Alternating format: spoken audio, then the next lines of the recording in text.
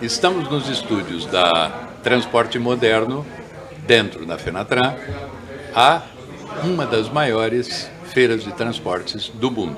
Recebemos aqui com enorme orgulho o Marcelo Bragança, diretor de operações da Vibra, a grande distribuidora de combustíveis do país. A gente começa, Marcelo, com a seguinte pergunta.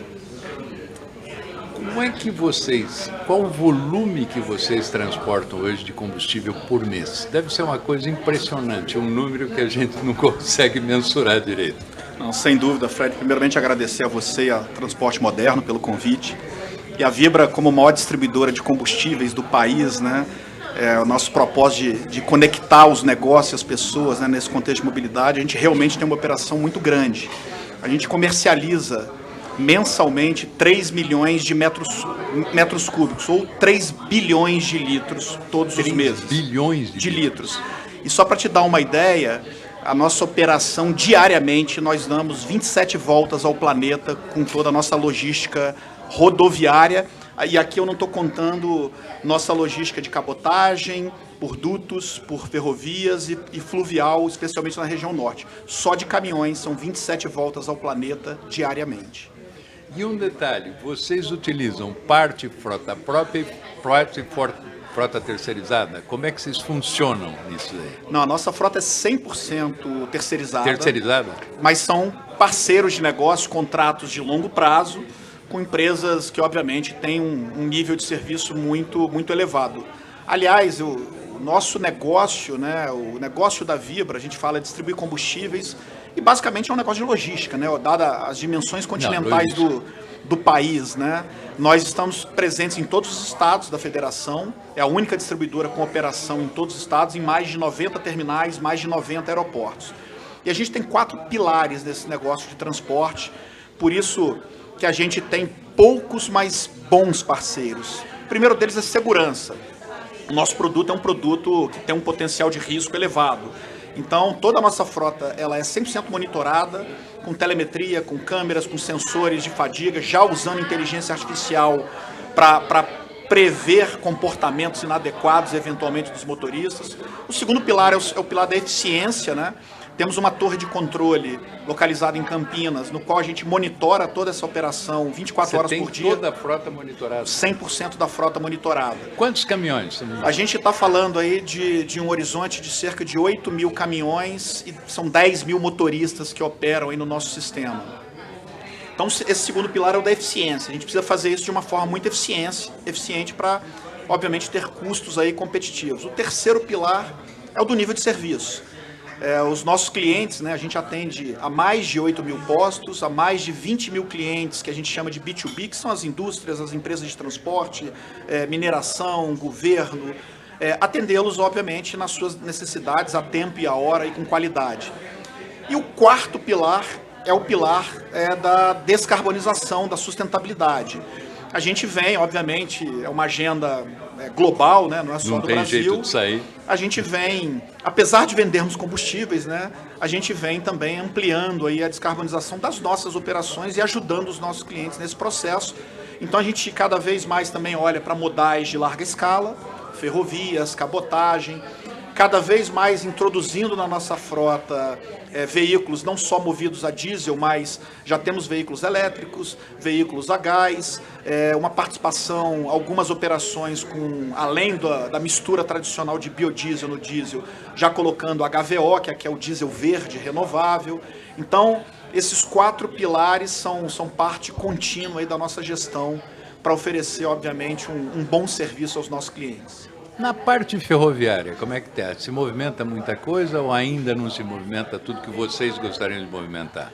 Ainda tem um potencial de expansão, a gente vem crescendo. Para dar uma dimensão para você, do nosso transporte total, 85% é rodoviário. O ferroviário hoje ele representa aí 11% e os outros 4% são entre fluvial e cabotagem.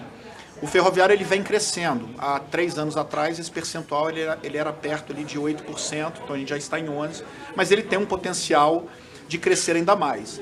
A dificuldade que a gente tem, obviamente, é que você precisa da ferrovia, né? São investimentos de infraestrutura de longo tempo de implantação Mas a gente vem trabalhando junto com os operadores ferroviários para cada vez mais agregar cargas na ferrovia e nesses modais de larga escala, porque obviamente isso tem, além do custo, você tem um benefício de redução das emissões, né, na nossa operação. Você citou as alternativas energéticas. Como é que vocês estão vendo a distribuição dessa coisa? Ou seja, você tem gás, né? Seja biometano, seja metano, etc. Você tem energia elétrica, precisa de centrais de recarga. Você tem um monte de coisa andando que o hidrogênio vai precisar. Eu assisti agora em Hannover a cobrança da VDA, da presidente da VDA, cobrando o governo. Espera aí, cadê? Eu fiz os caminhões a hidrogênio. Consigo autonomia de 1.047 quilômetros. Só que eu preciso lá no final para o caminhão voltar. Certo? Cadê? Exato, Né? esse é um ótimo ponto, né?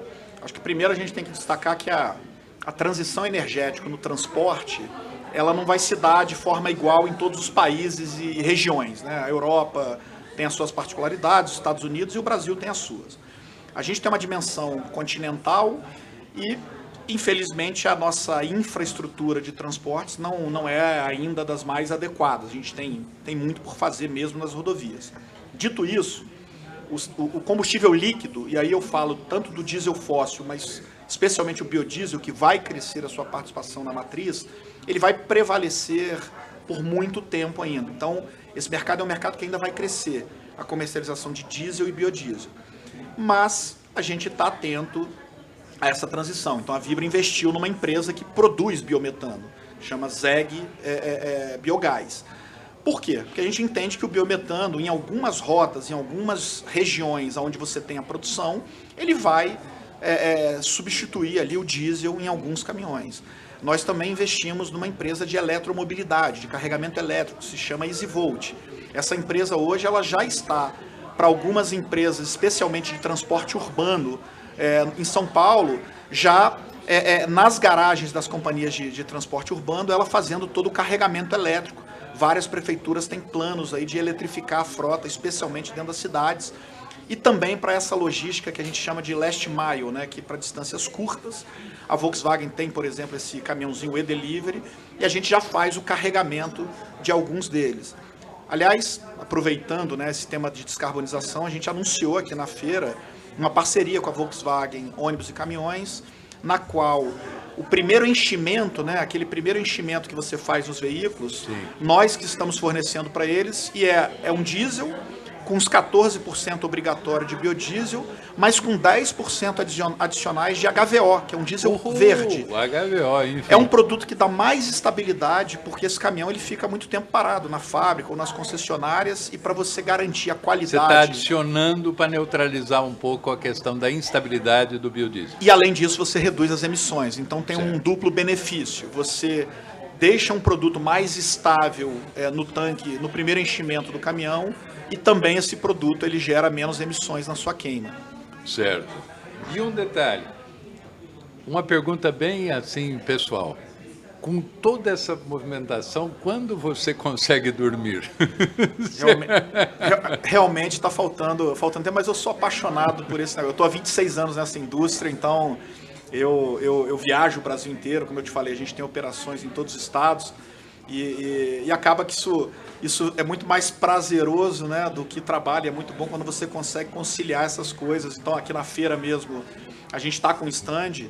E aqui estão tanto os meus fornecedores, que são as transportadoras, mas que ao mesmo tempo são meus clientes, né? A Vibra fornece combustíveis, lubrificantes para todos eles.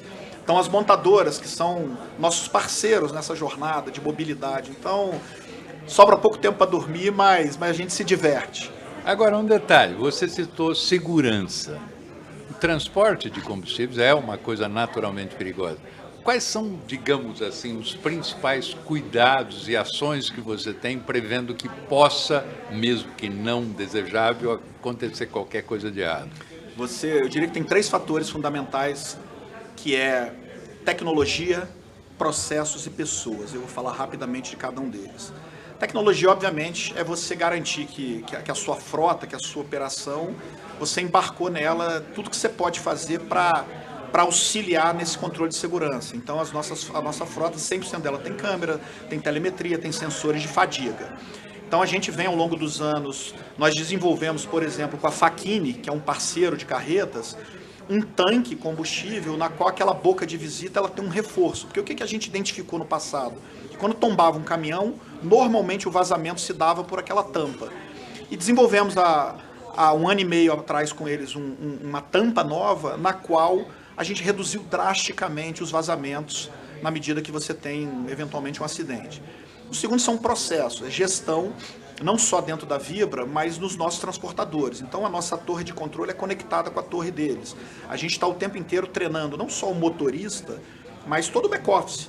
As pessoas que dão suporte ao motorista. A gente garante, por exemplo, a gente tem auditorias para garantir que a manutenção dos nossos transportadores está sendo feita absolutamente em dia. E por fim são as pessoas, né? Eu acho que a gente tem um programa que tem 12 anos que se chama Motorista Destaque.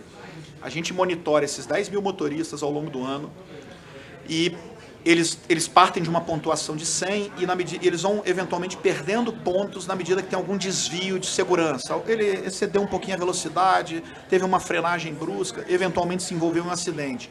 No final do ano a gente leva os 100 melhores para um evento no qual a gente sorteia carros para os motoristas, porque na hora que você investe nas pessoas e eles se conscientizam que esse tema da segurança, né, ele precisa sair para trabalhar e voltar. E se sentem valorizados? Se sentem valorizados, eles compram essa ideia. Então, quando você tem as pessoas engajadas, esse tema da segurança funciona melhor. E aí eu posso te dar um número. O nosso índice de acidentes do transporte, que a gente chama de taxa de frequência de acidentes nos transportes, que é quantidade de acidentes por milhão de quilômetros rodados, ele é de 0,02. Para te dar esse número, nessa operação que a gente dá 822 voltas ao planeta por mês, que são as 27 voltas diárias, quando você olha isso no ano inteiro, né, então a gente está falando aí de praticamente quase 10 mil voltas ao planeta por ano, a gente tem no ano menos de 20 acidentes imputados à responsabilidade aos nossos transportadores.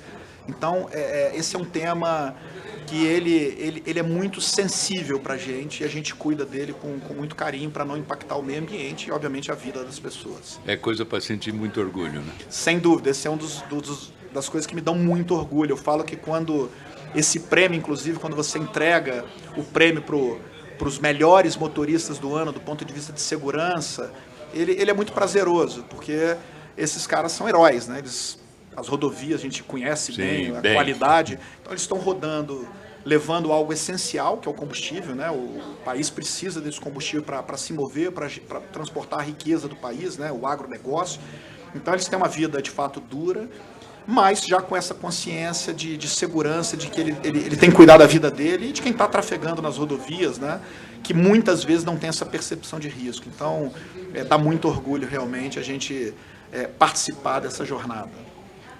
Muito obrigado pela sua participação, pelos esclarecimentos e pelas belas histórias e parabéns por ter conquistado tais índices de segurança. Eu que agradeço, Fred, você e a Transporte Moderno, também pelo belo trabalho que vocês vêm fazendo aí ao longo desses anos aí como uma referência no setor.